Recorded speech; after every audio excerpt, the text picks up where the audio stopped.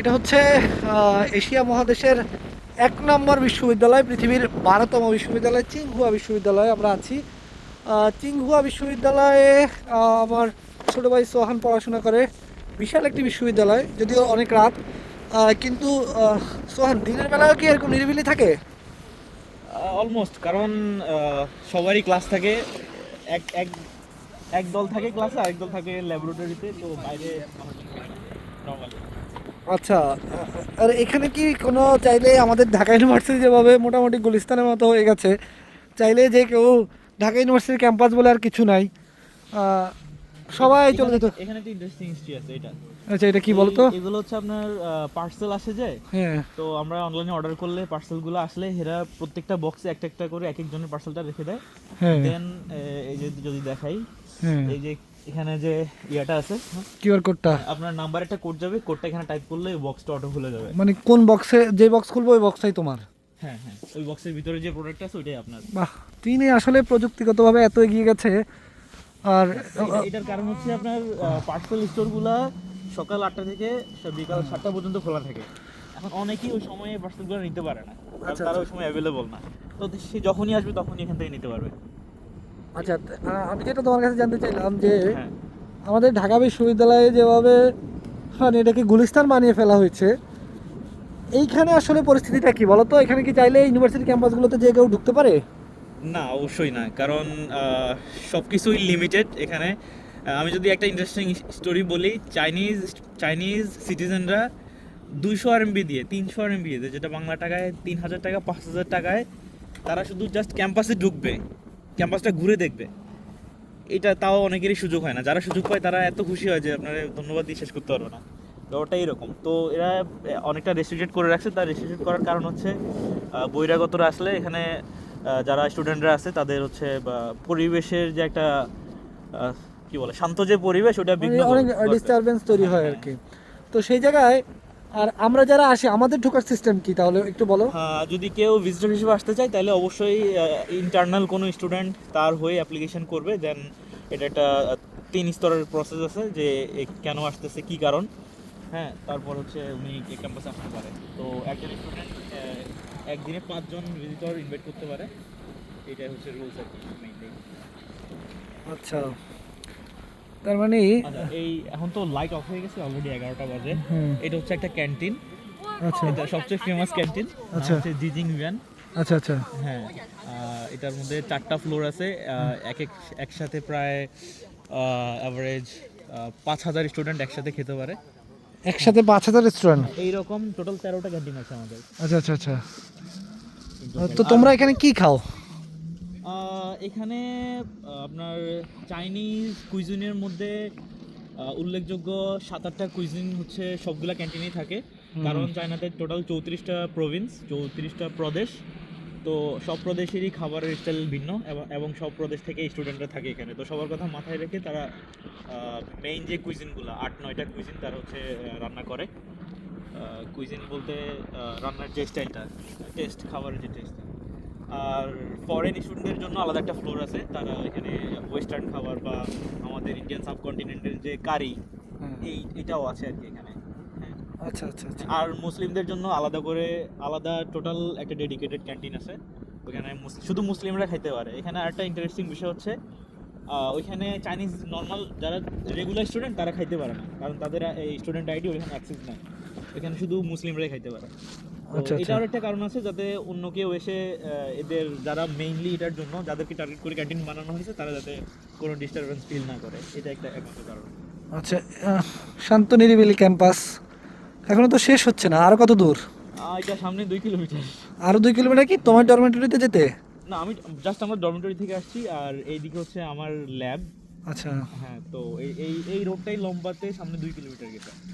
আচ্ছা। এই যে তুমি পৃথিবীর অন্যতম সেরা একটা বিশ্ববিদ্যালয়ে পড়ো, তোমার কাছে কেমন লাগে? তুমি তো আমি এটা কাউকে আসলে কটাক্ষ করে বলছি না, কিন্তু আমাদের দেশে ধরো আমরা মাঝে মধ্যে দেখি আমাদের দেশের, আমি সম্মান জানাই ঢাকা বিশ্ববিদ্যালয়ের শিক্ষার্থীদেরকে বা পাবলিক বিশ্ববিদ্যালয়ের শিক্ষার্থীদেরকে।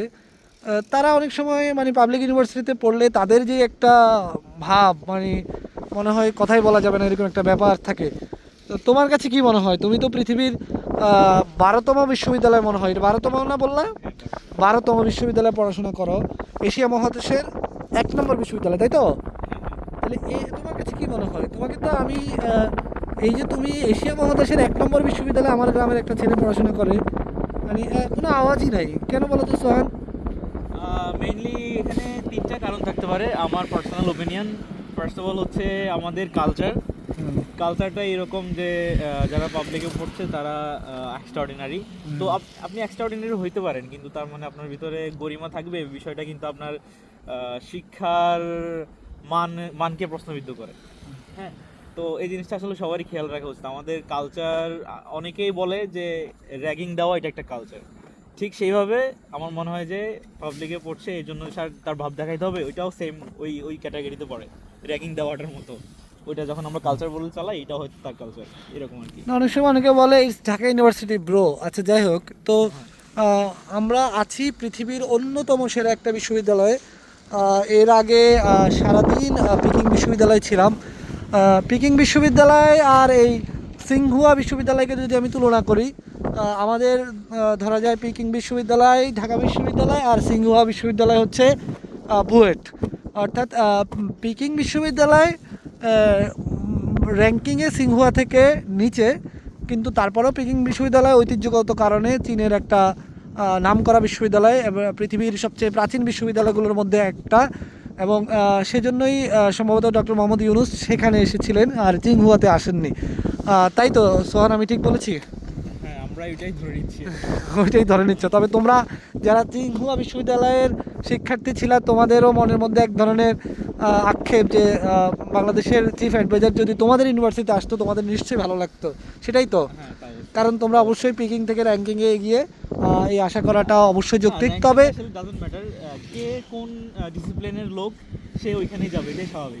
এটা একটা ভালো কথা বলেছো। তিনি যেহেতু চিফ অ্যাডভাইজার, বাংলাদেশের সরকার প্রধান, তো সরকার প্রধান স্বাভাবিকভাবেই দেশের যেটি দেশকে রিপ্রেজেন্ট করে যে বিশ্ববিদ্যালয়, তিনি সেই বিশ্ববিদ্যালয়তেই যাবেন। স্বাভাবিকভাবেই আমরা যত কথাই বলি, বাংলাদেশকে রিপ্রেজেন্ট করা যদি কোনো বিশ্ববিদ্যালয় বলি, তাহলে সেটা অবশ্যই ঢাকা বিশ্ববিদ্যালয়ের নামটাই আসবে ঐতিহ্যগতভাবে। যদিও বুয়েট নানাভাবে এগিয়ে, ঠিক আমি সিংহুয়া ইউনিভার্সিটি এবং পিকিং ইউনিভার্সিটির মূল্যায়নটা যদি আমি এইভাবে করি, আমার মনে হয় আমি ঠিক বলেছি। আমরা এখনও সিংহুয়া ইউনিভার্সিটির ক্যাম্পাসে আছি। এত বড় একটা ক্যাম্পাস, এত সুন্দর পরিচ্ছন্ন। রাতের ক্যাম্পাস বলে একটু অন্ধকার আছে, নিরিবিলি আছে, মানুষ দেখা যাচ্ছে না, কিন্তু বাস্তবতা হচ্ছে দিনের বেলায়ও কিন্তু এই ক্যাম্পাসে মানুষের আনাগোনা খুবই কম থাকে। কারণ এই ক্যাম্পাসে যেটি আমাকে সোহান জানালো যে চীনের বিশ্ববিদ্যালয়গুলোতে চাইলে বহিরাগতরা প্রবেশ করতে পারে না, তাদের যেই কার্ড আছে সেই কার্ডকে পাঞ্চ করে তাদের প্রবেশ করতে হয়। আর যদি বহিরাগত বা কোনো ভিজিটর এখানে আসে, ভিজিটরদেরকে অবশ্যই অবশ্যই অবশ্যই তাদেরকে কী করতে হয়, 24 ঘন্টা আগে তাদের পাসপোর্ট জমা দিয়ে কোনো একটা স্টুডেন্টের থ্রুতে তাদেরকে এখানে আবেদন করতে হয়, দেন তারা ঢোকার অনুমতি পায়। তো আমরা কি তোমার ক্যাম্পাসটা ঢুকে ঘুরে শেষ করতে পারলাম? আমরা এখন খুবই গুরুত্বপূর্ণ একটা ভাস্কর্যের সামনে দাঁড়িয়ে আছি। আচ্ছা, এই ভাস্কর্যটা কি বলো তো? হ্যাঁ, এটা হচ্ছে 1930 সালের দিকে ছিংহুয়া ইউনিভার্সিটি 1905 সালে প্রতিষ্ঠিত হয়েছে, এবং এই গেটটাই ছিল তখন মেইন গেট। হ্যাঁ, তো এখন এই এরিয়াটা বাড়ানোর কারণে এটা এখন ক্যাম্পাসের ভিতরে ঢুকে গেছে পড়ছে। আচ্ছা, তাও এই গেটটা দিনের বেলায় আপনি দেখতে পাচ্ছেন এখানে কিছু ব্যারিয়ার দেওয়া আছে, হ্যাঁ, এখানে সিরিয়াল লেগে থাকে। ওই দিক থেকে সিরিয়াল প্রায় 300-400 মিটার সিরিয়াল হয়ে এখানে আসে, সবাই একটা একটা করে ছবি তুলবে এখানে। এটা মানে এত ক্রিব, এখানে একটা ছবি থাকবে তার। তো আমি আশা করতেছি আপনি একটা ছবি তুলবেন এখানে। হ্যাঁ, আচ্ছা, আমি ছবি তুলবো। এটা আসলে খুবই ঐতিহ্যগত একটা জায়গা। আর আমরা এটার ওইদিকে একটা গল্প আছে, ওইটা হচ্ছে চায়নার সাথে যে জাপানের একটা যুদ্ধ হয়েছে, সবাই জানে অবশ্যই। তো যদিও আমরা এটাকে বুয়েটের সাথে তুলনা করছি, কিন্তু এটা ঢাকা বিশ্ববিদ্যালয়ের মতো একটা তাৎপর্য বহন করে। ওটা হচ্ছে তাদের স্বাধীনতার যে তাৎপর্যটা এখান থেকে শুরু হয়েছে। সামনে একটা গণকবর আছে, হ্যাঁ, ওইটাই প্রথম ছিল জাপানিজদের সাথে চাইনিজদের ফাইট। হ্যাঁ, তো ওই দুইটা বিষয় হিসাব করলে এটা খুবই তাৎপর্যপূর্ণ একটা প্লেস। আচ্ছা, তাহলে আমরা বিশ্ববিদ্যালয়ে আরো কত আছে আমরা ঘুরে শেষ করব? আর আমরা হয়তো আর 50%-এর মতো বাকি আছে। আর মানে এখনো অর্ধেক ঘুরে শেষ করতে পারলাম না। হ্যাঁ, জাস্ট একটা রাউন্ড দিব না আপনি আচ্ছা। দাঁড়াতে পারবেন একটা ছবি তুলে দিই আপনারে আচ্ছা, আমি ছবি তুলবো, কিন্তু আমি আগে তোমার এই বিশ্ববিদ্যালয় সম্পর্কে আরেকটু জানার চেষ্টা করি। তুমি আচ্ছা। যেটা বললা যে বিশ্ববিদ্যালয়টি সঙ্গে চীনের স্বাধীনতা আন্দোলনের একটা ইতিহাস জড়িত, তাই তো? হ্যাঁ হ্যাঁ আচ্ছা, এই টোটাল এই চিংহুয়া বিশ্ববিদ্যালয়ে কি পরিমাণ শিক্ষার্থী আছে? আমি যদি ভুল না করে থাকি এখন অলমোস্ট 45,000 45,000 শিক্ষার্থী আছে। সবাই কি স্কলারশিপ নিয়ে পড়াশোনা করে?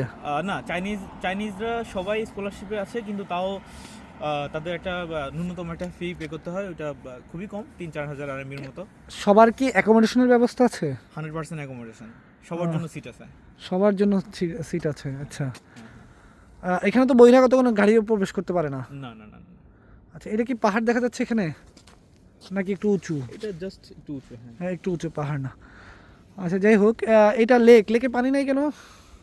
এখন উইন্টার চলছে এটা কয়েকদিন আগে এখানে বরফ ছিল সব এখন শুকিয়ে গেছে সব ও, এখানে বরফ ছিল? হ্যাঁ, এগুলা সব বরফে ঢাকা ছিল আচ্ছা আচ্ছা। তো যাই হোক, আমরা সিংহুয়া বিশ্ববিদ্যালয়ের সম্পর্কে জানার চেষ্টা করলাম টুকটাক। সোহান আছে আমাদের সঙ্গে, ছোটো ভাই সোহান, ওর বিশ্ববিদ্যালয় এসে খুব ভালো লাগলো। পৃথিবীর অন্যতম সেরা বিশ্ববিদ্যালয়। আমি অবশ্যই প্রত্যাশা করব বাংলাদেশের শিক্ষার্থীরা এখানে স্কলারশিপ নিয়ে আসবেন। বাংলাদেশে এখানে কি কি ডিপার্টমেন্ট আছে বলো তো? এখানে কোনো ডিপার্টমেন্ট বাদ নাই যেটা নাই পুরো বিশ্বে পড়াশোনা করা এরকম মানে সাহিত্য আছে, বাংলা সাহিত্য, ইংরেজি সাহিত্য, অবশ্যই হ্যাঁ বাংলা সাহিত্য আছে? হ্যাঁ, আছে। এখানেও বাংলা সাহিত্য হ্যাঁ, আছে? এখানে আছে পেকিং মূলত পেকিং এর ডিপার্টমেন্ট ওই সাহিত্য চর্চাগুলো পেকিং এ হয় আর ইঞ্জিনিয়ারিং এর যত চর্চা বা রিসার্চ সব এই দিকে হয় ছিংমাতে হয় এটাই একমাত্র আচ্ছা। তফাৎ তো ডিরেক্ট বাংলা সাহিত্য ডিপার্টমেন্ট নাই কিন্তু তারা আছে পেকিং এর সাথে কোলাবোরেশন করে এই ব্যাপারে আচ্ছা, তার মানে বাংলা তো পড়ানো হয়? হ্যাঁ বাংলা পড়ানোর জন্য স্পেশালি আরেকটা ইউনিভার্সিটি আছে যেটার নাম বেইজিং ল্যাঙ্গুয়েজ লার্নিং ইউনিভার্সিটি আচ্ছা। ওইখানে পৃথিবীর সব দেশের ভাষা ওইখানে আলাদা ডিপার্টমেন্ট আছে ওইখানে স্টুডেন্ট আছে তারা শেখে ইভেন ইভেন চাইনিজরা বাংলা গান গায় বাংলা বলতে পারে এরকম তাই? হ্যাঁ। বাহ, আমার তো আজকে বাংলা বিভাগের একজন অধ্যাপকের সঙ্গে হ্যাঁ, কথাই হলো। হ্যাঁ। তিনি বললেন আমাকে অনেক বাংলা নিয়ে তার অনুভূতির কথাগুলো জানালেন। আমরা পিকিং বিশ্ববিদ্যালয়ে গেছি, আর চিংহুয়া বিশ্ববিদ্যালয়ের কথা আমি আরও যেটা মনে করলাম যে চিংহুয়া হয়তো টেকনিক্যাল ইউনিভার্সিটি এরকম কিছু। না না আর তুমি কোন সাবজেক্টে পড়াশোনা করছো? আমি মেকানিক্যাল ইঞ্জিনিয়ারিং এ পড়াশোনা করছি মেকানিক্যাল, এখানে মাস্টার্সে আছো? মাস্টার্স তোমার আর পড়াশোনা কতদিন আছে এখানে? চায়নাতে মাস্টার্স ডিউরেশন 3 বছর তো আমার 2 বছর শেষ হতে যাচ্ছে আর 1 বছর বাকি আছে। এই পড়াশোনা শেষ করে তুমি চায়নাতে থাকবে নাকি দেশে চলে যাবো? আমি এখনো শিওর না আমি কি করব আমি যদি কেউ পারেন একটু হেল্প করেন আমার ডিসিশন নিতে আমি শিওর না যে আমি কি করব আচ্ছা আচ্ছা আচ্ছা, যাই হোক, তো সুন্দর ওয়েদার। ওয়েদার সুন্দর বলতে অনেক ঠান্ডা, 4 ডিগ্রি মাত্র। তো যাই হোক, আমরা সিংহুয়া বিশ্ববিদ্যালয় সম্পর্কে জানলাম। সোহানের সঙ্গে ঘুরছি, দেখি আরও কি জানা যায়।